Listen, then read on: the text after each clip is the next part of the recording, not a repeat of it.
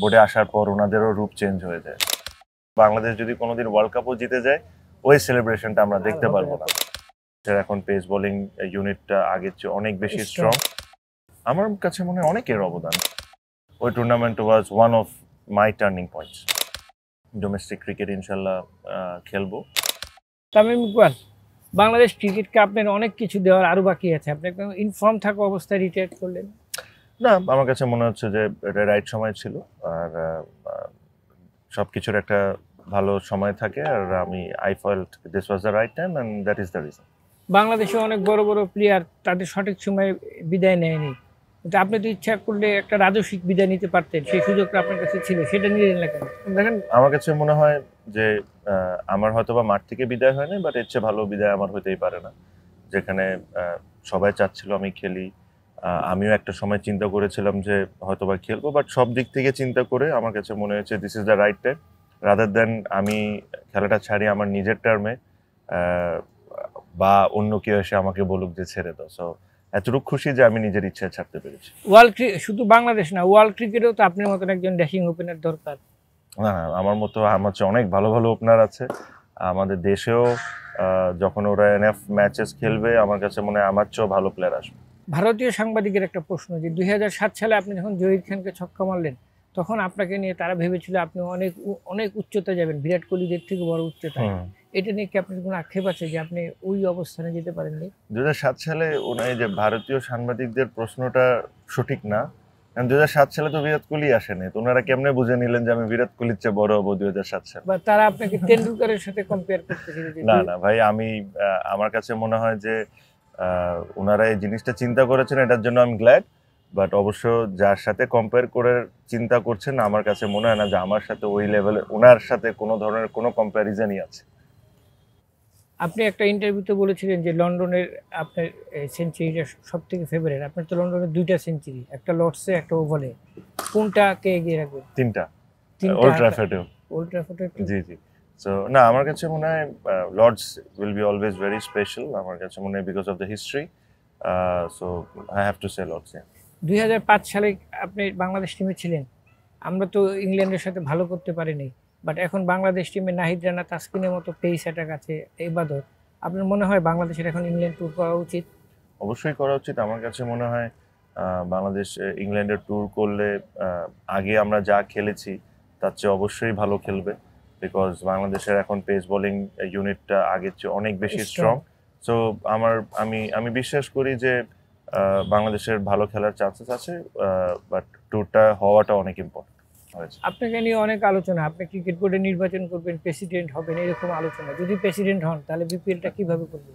দেখেন, যদি ভবিষ্যতে এরকম কোনো সুযোগ আসে, আমার রাদার ওই সময় কোনো কিছু করে দেখানোটা বেটার, কারণ আমি অনেকটাই দেখি বোর্ডে আসার আগে অনেক কিছু বলেন, বোর্ডে আসার পর ওনাদেরও রূপ চেঞ্জ হয়ে যায়। So I really don't want to be one of them.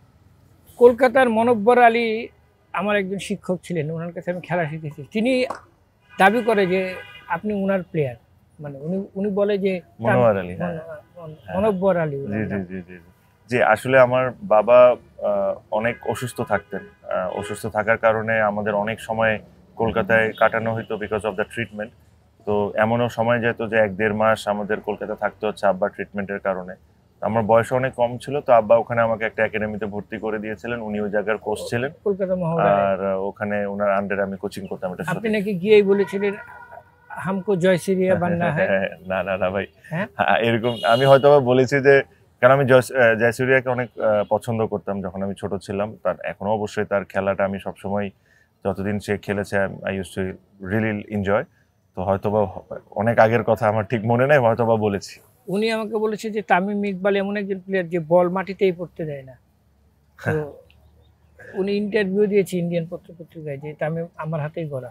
না, আমি তাকে অবশ্যই ক্রেডিট আমার দিতেই হবে, বিকজ ওনার আন্ডারে আমি অবশ্যই কোচিং করেছি, এটা একদম সঠিক কথা। আর ছোট ছিলাম, প্রত্যেকটা ছোট বাচ্চা 6-4ই মারতে চায়, আমিও আই ওয়াজ নট ডিফারেন্ট। আপনার খেলোয়াড় হয়ে ওঠার পিছনে শুধু কি মনব্বর আলীরই অবদান, না আপনার ভাইয়েরও অবদান? আমার কাছে মনে হয় অনেকের অবদান। জাস্ট ওনার সময়, ওনার কাছে তো আমি কিছুটা সময় কাটিয়েছি, চিটাগাংয়ে তপনদা, ওনার কাছে আমি অনেক সময় কাটিয়েছি আমার ক্রিকেটিং ক্যারিয়ার। ওনার অবদান অনেক বড়, আমার ফ্যামিলির অবদান আছে। তো সবার কাছ থেকেই কিছু না কিছু তো অবশ্যই শিখছি। 2004 সালে আমরা যখন ওয়েস্ট ইন্ডিজ থেকে ফিরি, তখন আপনার ভাই নাফিস ইকবাল বলেছিল আমি কি প্লেয়ার, আমার ভাইয়ের খেলা দেখেন।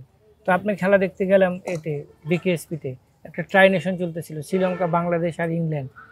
এই তিন, বাংলাদেশ চ্যাম্পিয়ন হলো। লাস্ট ম্যাচটা ছিল শ্রীলঙ্কার সাথে। তো আমি আপনাকে দেখলাম আপনি খুব চড়া ব্যাট দিয়ে পেটাচ্ছেন।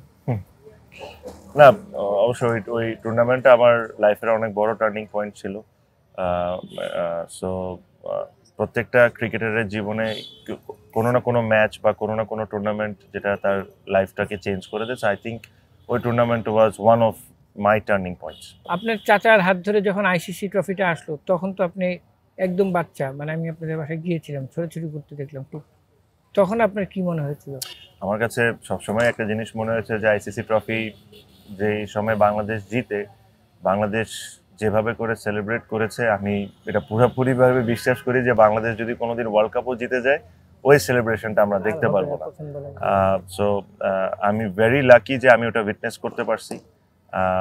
আর যারা ওই সময় আমার মতো বয়সী ছিল বা আমার চেয়ে বড় ছিল, যে ওই জিনিসটা উইটনেস করেছে, ওটা লাইফ টাইম একটা এক্সপিরিয়েন্স ছিল।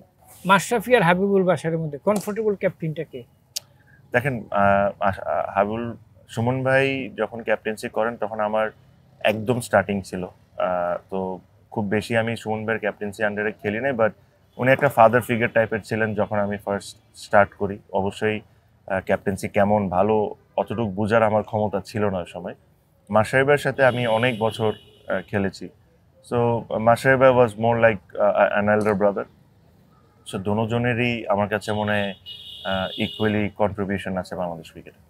আমরা ইমরান খানকে দেখেছি খেলা ছাড়ার পর আবার দর্শকদের চাপে ফিরতে এসছে, আপনি কি সেরকম করবেন? আমি একবার এসেছি, আর না, থ্যাংক ইউ। আর আসবেন না?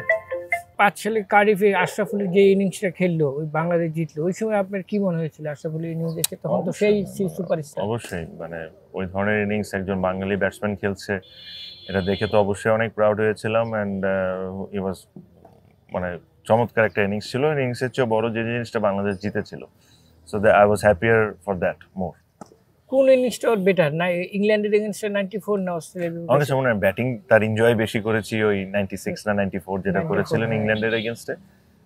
বাট অ্যাগেন ভ্যালিউটা হয়তো বা 100 এগেনস্ট অস্ট্রেলিয়া বেশি হবে।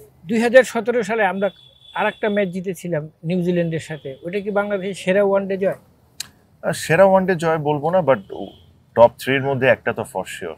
বিকজ যেভাবে সারা করে বৃষ্টির আমরা পরে। জিতেছি, ভেরি, মানে ট্রিমেন্ডাস এফর্ট। মাহমুদুল্লাহ রিয়াজ, মাহমুদুল্লাহ, রিয়াদ, সাকিব দুজনই খুবই ভালো খেলেছে। লাস্ট কোশ্চেন, আপনি কি আপনার পেশা ছেড়ে ধারাভাষ্যতে মনোযোগ হ্যাঁ। দিবেন নাকি না? দেখা যাক, আমি এখনো তো ক্রিকেট খেলে যাচ্ছি, ডোমেস্টিক ক্রিকেট ইনশাল্লাহ খেলবো। যদি এরকম কোনো অপরচুনিটি আসে তাহলে অবশ্যই চিন্তা করবো এই বিষয়ে।